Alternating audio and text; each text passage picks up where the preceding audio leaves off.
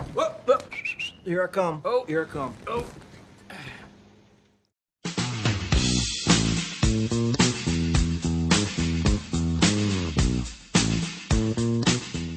Hey guys, welcome back to another episode of Third Coast o.b.s. Last I left you, we were fighting the rear gas tank. Ended up being a pretty big project, fairly frustrating. Today, when I figured out how to get this out, I started working on it, knocked it out. Of course, I couldn't stop to start filming. Answer was this: I took the lock ring off, pulled the sending unit, and that's how I dropped the rear gas tank. I'm going to show you underneath, kind of explain my steps, and then we're going to keep working for a little bit. Starting with the rear gas tank, here you go. Covered in grime, grit, terrible looking gas. I ended up coming in and knocking this lock ring off so I could usher out the sending unit. The other part that was kind of tough. I had to reach over here to the filler neck and undo this hose clamp. That allowed this to pull out and then start the process of dropping this side down.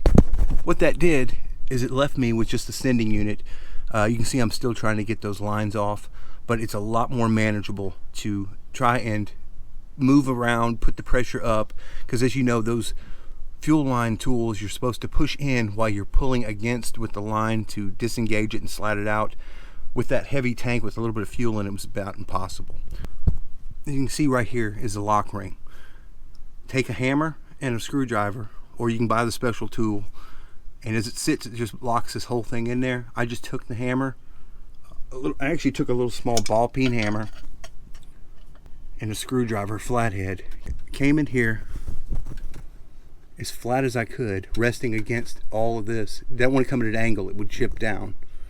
Flat, and just started tapping until I could bust it loose. Once it was loose, it's as easy as a seal kind of getting a little, it's kind of obviously got some pressure here, and you kind of work it and it pops this out. Just had to usher the sending unit out. Sending unit looks pretty good. I am going to get it out. Now the bad news, I'm going to go back and show you what we're dealing with on the front tank right now. Alright, now here is the bad news about this whole project. Same setup. If you remember, I pulled this gas tank way back whenever I was, I don't even remember when I did it. I think I was doing it for the transmission. Here's what we're dealing with this sending unit. Rust. This float piece is completely gone. I don't even think it's in there. This bottom screen is busted wide open, and at one point there was, I don't even know where the other piece went. It's floating around somewhere. But with this bottom screen split wide open, I'll need a new one of these, but I'm looking at all the corrosion. So I just took a stainless steel brush, started kind of cleaning up these contacts, but this is in really bad shape.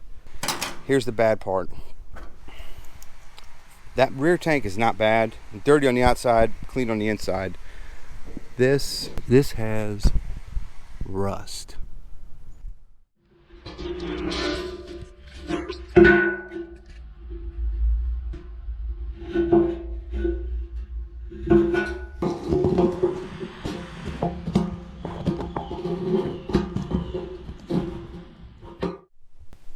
Now me, I'm fairly concerned about that. I've seen a couple videos. What are you going to do? You can put some vinegar, baking soda, slosh it around, let it sit, nuts and bolts in there. There's another channel I enjoy. He uses muriatic acid, and you add a gallon of water, then you add a gallon of the acid and slosh it around, and it'll clean it. But it's that's a scary way to do it. And you neutralize it with baking soda, and it does it pretty quick. Problem is, since it's a steel tank, afterwards you'd have to fog it with some kind of spray oil. There's a sea foam type stuff that'll fog the inside of it to coat it, because it'll flash rust. All these seem good until I realized the top of the tank is where most of this rust is. So here's my problem. What do? I can get these bottoms, not that this shouldn't be that hard, but everything that's in these crevices up top, I don't want to be sloshing acid around by myself out here trying to get these top corners over here or up in here. I'm just going to order a new front tank. $100 from Jegs. I think that's the safest route to go. So, unforeseen problem. What I'm going to do tonight is order that front gas tank. It won't be here till next week, but I can at least get the rear sending unit down, get everything kind of cleaned up, cinched up. That way I can move on to the next part of this process. The remainder of my day is going to be getting that sending unit out. I'm going to start that. If I can finish that today, then I can move on to some other stuff. Okay.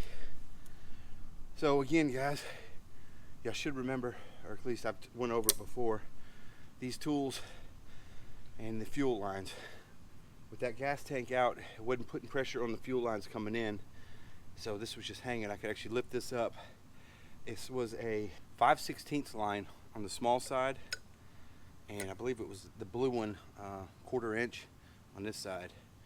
You push in until you can get in there, and you pull that fuel line down. This will almost spread out a little bit and get over that nipple or that little ridge.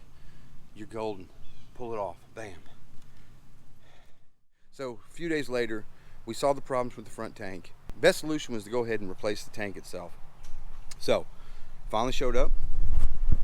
This is from Jegs. Next, I just uncovered and unwrapped the rear gas tank.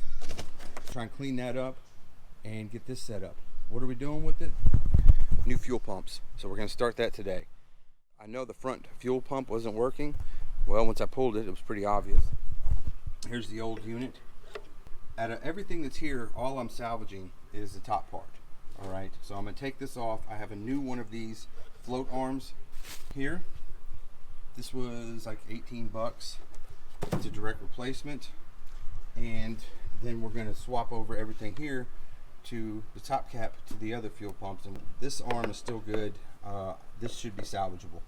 Let's jump right into it. Obviously this is trash. Show you the new one I bought. This is really rusted up, and I mean, this is done. Three of these screws. We're gonna take off the float. Okay, screws are off. This just comes right off of here. Everything I've seen is a direct swap. Well, since I'm not saving this, this comes up. So we go black, red, yellow. Now we got all three of them out. I've got this unhooked, unraveled. We take off the old float.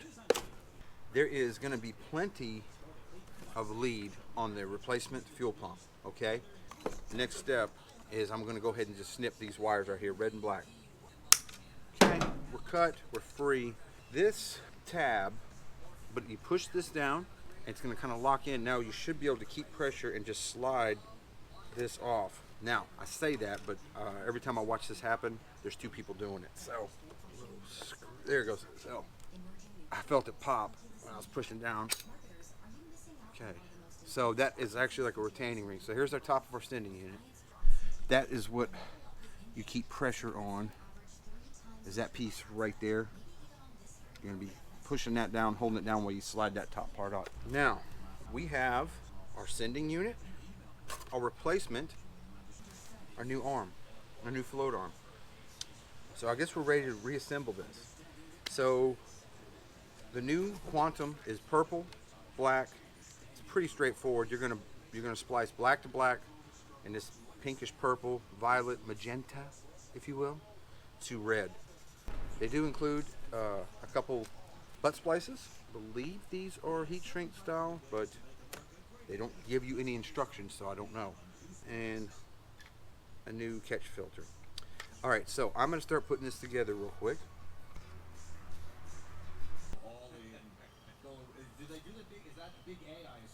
I'm going to go ahead and attach by putting some pressure and then pushing this in. We have the new float arm assembly attached, right? I'd already messed that up, had to take it back off. We have the new top of the sending unit installed, and we're spliced in. Let's connect the float back up here. Okay. Now, to my knowledge, this front fuel pump is ready to install. So careful not to catch anything you're not supposed to, and don't tear your screen. Okay, that ended up taking, I don't know, an hour and a half maybe to get that stupid lock ring on. O-ring would not seat correctly underneath the sending unit, and I ended up going with the new lock ring. I fought this over and over and over, and what ended up happening was you see these tabs that are underneath here, but there's little arrows underneath the grime that point to where the those tabs are going to slide into, right?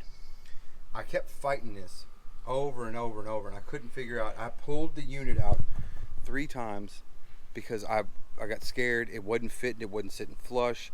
Every time I started the lock ring, one side would pop up. I just couldn't get it to fit. I fought it and fought it and fought it. What ended up happening after taking it out for the 3rd time, what I noticed was the tabs, instead of sitting perfect like they're supposed to, one of them was notched out. At first, I thought that it was supposed to be, and that one slid in first to kind of have a retainer, and it would slide a little bit. Well, neither one of them, and anything I saw online, they're all straight down. Every one of them is straight down. That was what the hang up was. I was fighting myself this entire freaking time. Once I got that, it sat perfectly flush with the new O-ring, because I almost went back to the old O-ring. And I attempted to put this old one back on, but it's got some wear, it's got some tear. I thought, you know what, I'm in here, let me go ahead and just put all new hardware in. So, put it in there, slid it down. You slide it down in here, start rotating it, and all these should slide underneath these tabs until it hits these little notches. They're kicked up. That's your stopping point. It ended up seating perfect. It's ready to go. I'll probably throw a little dielectric grease on these terminals. This tank is good. Now I'm going to clean the rear tank, flush it, do what I need to do, get all this dirt and grime off of it.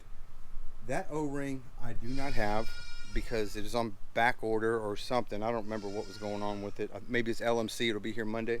I'll really take a look at it, and if I can use it, I'm going to do the exact same swap today on that. I really want to, because I want to get that one put in today.